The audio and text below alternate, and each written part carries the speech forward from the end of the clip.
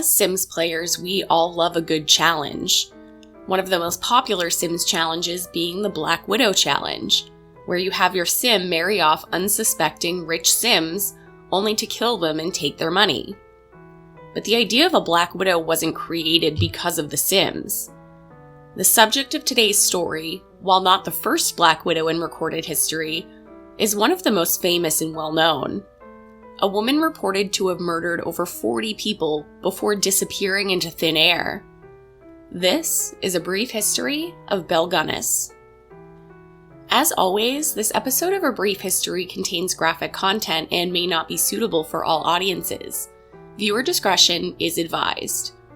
In today's episode, we are building a farmhouse inspired by Belle Gunness's homestead, which burned to the ground in 1908.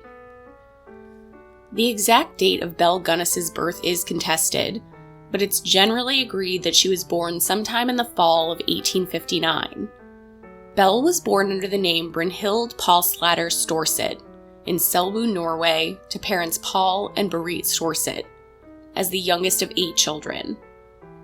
The Storset family lived as tenants on a small farm in Norway, where Belle began working at the age of 14, hoping to save up enough money to earn passage on a boat to New York.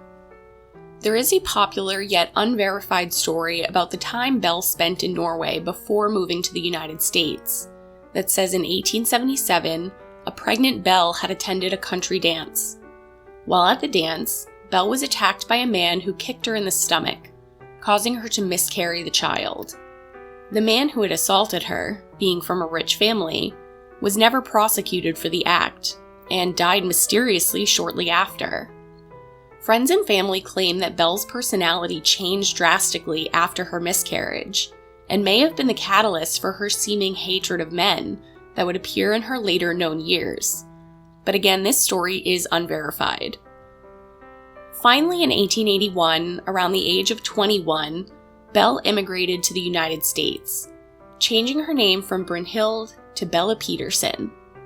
Belle lived with her sister and brother-in-law who had immigrated years prior, until 1884, where Belle entered her first marriage with Mads Sorensen, another Norwegian immigrant.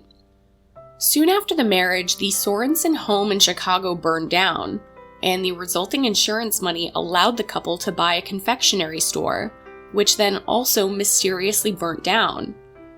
The insurance money from the store allowed the couple to purchase a home in Austin, Illinois. While in Illinois, the couple fostered children, seemingly unable to have their own. But 2 of the children died in the care of Belle, with the diagnosis being acute colitis, which was a cause of death conveniently covered by the family's life insurance. No suspicions were raised at the time, but looking back, it is known that the symptoms of acute colitis share symptoms with poisoning, such as nausea, fever, diarrhea, and abdominal pain. The insurance policies were paid out, and the Sorensens continued their lives until July 30th, 1890. It was on this day that Mads would have 2 insurance policies active, due to one policy ending that day and a new policy beginning. Mads Sorensen would die on July 30th, 1890, of cerebral hemorrhage. Belle Gunness collected a total of between $5,000 and $8,000, which would be about $250,000 in today's standards, from both of the policies, and she purchased herself a pig farm in LaPorte, Indiana. Mads' family would claim that Belle had poisoned him, but his body was never checked or later exhumed to be checked for arsenic as his relatives demanded. After moving to Indiana, Belle would marry the man whose name she would carry for the remainder of her known life, Peter Gunness, another Norwegian immigrant. Peter's wife had recently died, leaving him with 2 daughters. The couple married in April of 1902, but unfortunately the romance would be short-lived. Just a week after the marriage, Peter's infant daughter from his previous marriage died in Belle's care of unknown causes. And just 8 months later, Peter himself died under mysterious circumstances, with Belle claiming that he had slipped, causing a heavy meat grinder to fall from a shelf, crushing his skull. Local folks began becoming suspicious of Belle, between the mysterious deaths and also one of Belle's adopted daughters, Jenny, telling classmates, "My mama killed my papa. She hit him with a meat cleaver and he died. Don't tell a soul." The daughter later denied telling classmates this when brought before the coroner, and Belle managed to convince the coroner of her innocence. Soon after, Jenny was no longer seen around the pig farm, with Belle claiming that she had been sent off to a finishing school in Los Angeles. Luckily, after the death of Peter, his brother came and claimed his remaining daughter, Swanhilda, and it is reported that she is the only child that had been under Belle's care to survive. Now that Belle was single, she set her sights again on marriage, using her pig farm, remaining children, and her undeniable charm, despite being what most would call a homely-looking woman, to lure wealthy men into her house. Belle began placing marriage ads in a Chicago newspaper that read, "Personal. Comely widow who owns a large farm in one of the finest districts in LaPorte County, Indiana. Desires to make the acquaintance of a gentleman equally well provided, with view of joining fortunes. No replies by letter considered unless sender is willing to follow answer with a personal visit. Triflers need not apply." The personal ad seemed too good to be true. It alluded that Belle had her own fortune and success, and didn't seem to be looking for someone to take care of her, but rather to become a partner to her. Soon after the ad was posted, suitors began arriving at the farm in LaPointe, only to vanish soon after. Many of the men who had arrived at the farm to woo the widow Gunness had brought stacks of cash, deeds to land, and much more to entice Belle into marriage, all of which ended up in Belle's possession before the men seemingly left in the middle of the night. Years went by between the death of Peter Gunness and the mysterious disappearances of many men, before families of the men started growing suspicious, wondering where their brothers, cousins, and friends had run away to after meeting this widow. In 1908, as more and more families came forward searching for the answers about their loved one's disappearance, Belle's farmhouse burned down, supposedly with Belle and her 3 children that lived with her.